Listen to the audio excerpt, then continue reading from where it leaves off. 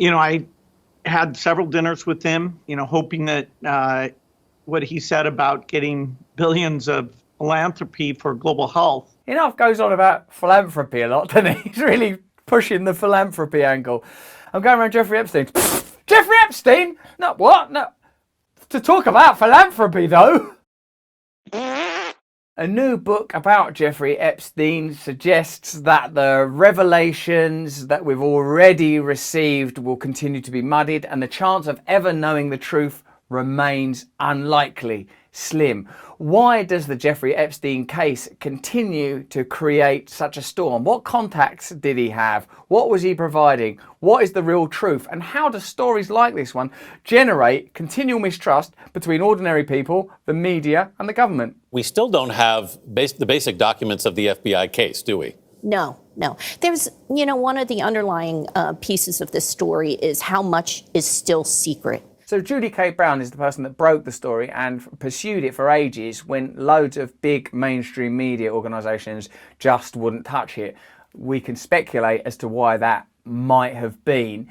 Likely because it compromised relationships, biases, interests that those media organisations shared. And that's the kind of thing that I think a lot of people suspect goes on, that certain stories don't get printed, published, reported because of the kind of relationships. And this story, one of the many facets around, also of course there's the inclusion of intrigue and perversion and erotica, but really it's a story about corruption and the way that information can be controlled and manipulated, and the way that powerful people can behave in a way that's outside of the rules that are prescribed for ordinary people. How many things are still sealed? How many things are redacted? How much information, even involving his death? There is so much we don't know. And as long as we don't have these kinds of information, there's always going to be conspiracy theories, number one. And number two, is it a conspiracy theory when a person somehow commits suicide in a way that doesn't seem to make sense,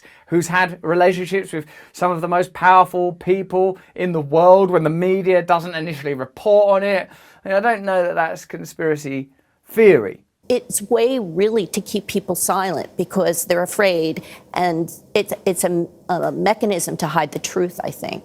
I want to ask you about that 2008 plea deal, which gave immunity to any potential accomplices of Jeffrey Epstein. Following a plea deal negotiated by Epstein's team of prestigious and expensive lawyers, he was allowed to escape jail and was granted immunity from further prosecution. A further decade passed before he was stopped. Why was the case dropped? Epstein was a big donor to the Democrats, but as Brown says, the divide is not Republican versus Democrat, it's the rich and powerful versus everyone else.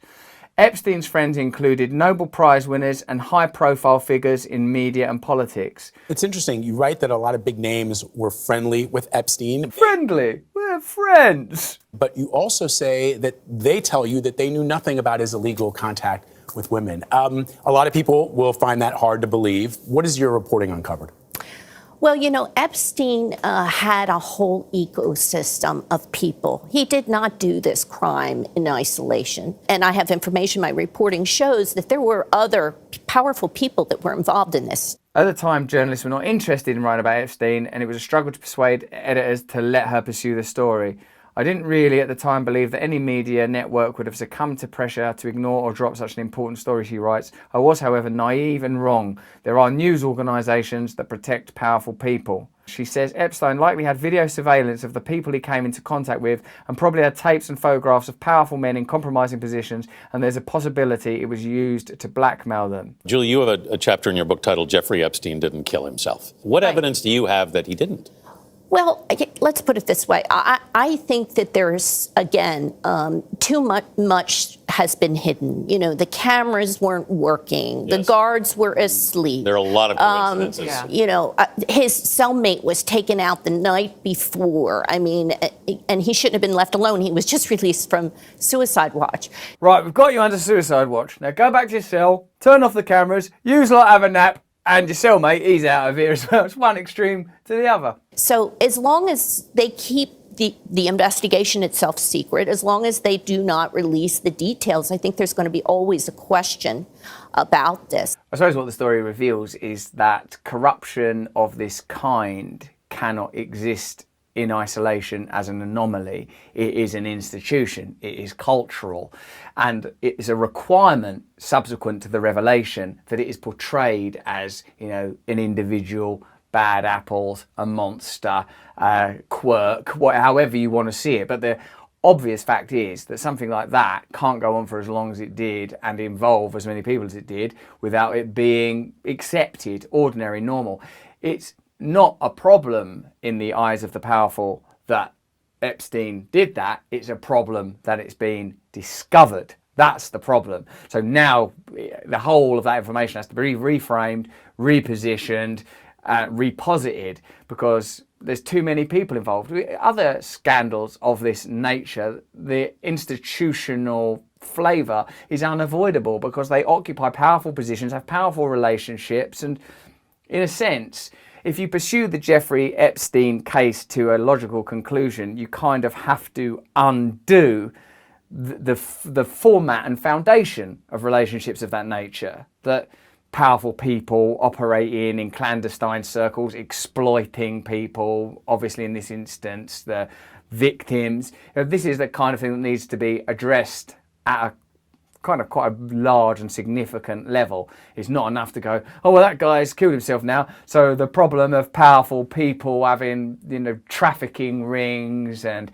operating in shady liminal spaces, that dies with him. I mean, if someone has explicitly had relationships with some of the most influential and powerful people of the last 20 years, it's, I suppose, what it demonstrates most clearly, at least to me, is that the systems themselves are broken, that those kind of relationships have to be, well, if those kind of relationships exist, it sort of demonstrates the problems of power, concentrated power of that nature. The New York Times and Wall Street Journal both reported in recent months that Melinda was concerned about a relationship you had with Jeffrey Epstein. How long can Bill Gates be positioned as a potential nerd saviour of the planet when it seems he has these peculiar relationships, bizarre interests, and many of the decisions that he makes appear to be extremely beneficial to one person in particular, Bill Gates? Whether it's agriculture or vaccines or dabbling in tech or buying up farmland, Bill Gates has got his finger in a lot of pies. The Times reported she hired divorce attorneys around the time in October 2019 when that contact with Epstein became public. This is from the Daily Beast, writing about Bill Gates' connection with Epstein. Epstein gave Gates advice on ending his marriage with Melinda Gates after the Microsoft co-founder complained about her during a series of meetings at the money manager's mansion, according to two people familiar with the situation.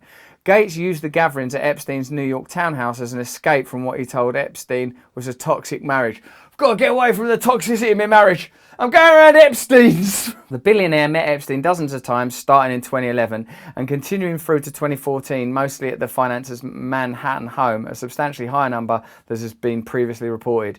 Their conversations took place years before Bill and Melinda Gates announced this month that they were splitting up. Gates, in turn, encouraged Epstein to rehabilitate his image in the media. That's going well. And discussed Epstein becoming involved with the Bill and Melinda Gates Foundation. The people familiar with the matter said Gates found freedom in Epstein's lair, where he met a rotating cast of bold-faced names and discussed worldly issues in between rounds of jokes and gossip, a men's club atmosphere that irritated Melinda. It's not an overstatement. Going to Jeffrey's was a respite from his marriage. It was a way of getting away from Melinda. One of the people at several of the meetings said, adding that Epstein and Gates were very close. So I suppose it's nothing new to suggest that very powerful people collaborate and form alliances. I suppose what this story has revealed is the way that those relationships are able to subvert what are explicitly understood to be the channels and systems of power. Given as well that the case ends, or at least had a high point or a pinnacle of sorts in the apparent suicide of Epstein, one begins to wonder, wow, this is a significant event that's about the concealment of important information. Can you explain your relationship with Epstein? Did you have any concerns? Was there ever any concerns you had about it? Oh, certainly. I had several dinners with him, hoping that what he said about getting billions of philanthropy for global health. Bill Gates, enough goes on about philanthropy a lot, doesn't he? He's really pushing the philanthropy angle. I'm going around Jeffrey Epstein. Jeffrey Epstein? No, what? No. To talk about philanthropy, though. Philanthropy for global health through contacts that he had might emerge. I'm worried about the context that I continually hear the word philanthropy used as. It's normally used as a shield or barrier for corruption, whether it's Davos or people going, this is my philanthropy fund that I don't pay any tax on.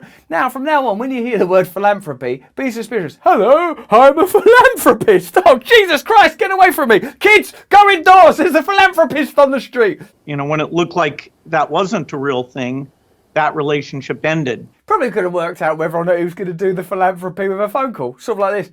You up for billions of dollars of philanthropy? Not really, I've got quite a lot on at the moment. Bloody hell, Jesus Christ. All right, well, yeah, we'll cancel that dinner then. Bye, mate. But it was a huge mistake to spend time with him, to give him the credibility of, you know, being there. There were lots of others in that same situation. That sounds like a coded, listen, I was just there with a lot of other people. I hope you guys are watching this, because if I go down, you're going down with me. I'm bloody good with computers. I'll get in those systems. But I made a mistake. We'll probably never know the truth about what went on with Jeffrey Epstein, his death, his life, his contacts, but already it seems that there's sufficient information to suggest that there is a world that is somewhat shadowy, where relationships are conducted that perhaps oughtn't have done. That there's probably a financial component, and it seems, at least from what's been reported, another significant component.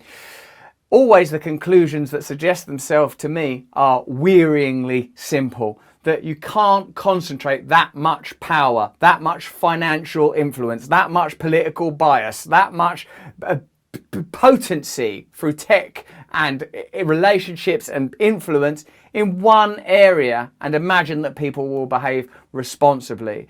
I suppose that the Jeffrey Epstein case demonstrates that people in rarefied places have the same flaws, concerns, interests that many ordinary people have, and have a capacity for corruption and exploitation that is somewhat giddying and potentially very dangerous. For me, what it suggests is that we ought to be able to control our own lives, not operate in the shadows of people that may pose as somehow superior, different, morally sublime, when in fact it seems that the opposite is true, that they are subject to ordinary feelings that operate in a realm where those feelings can be amplified to a dangerous level.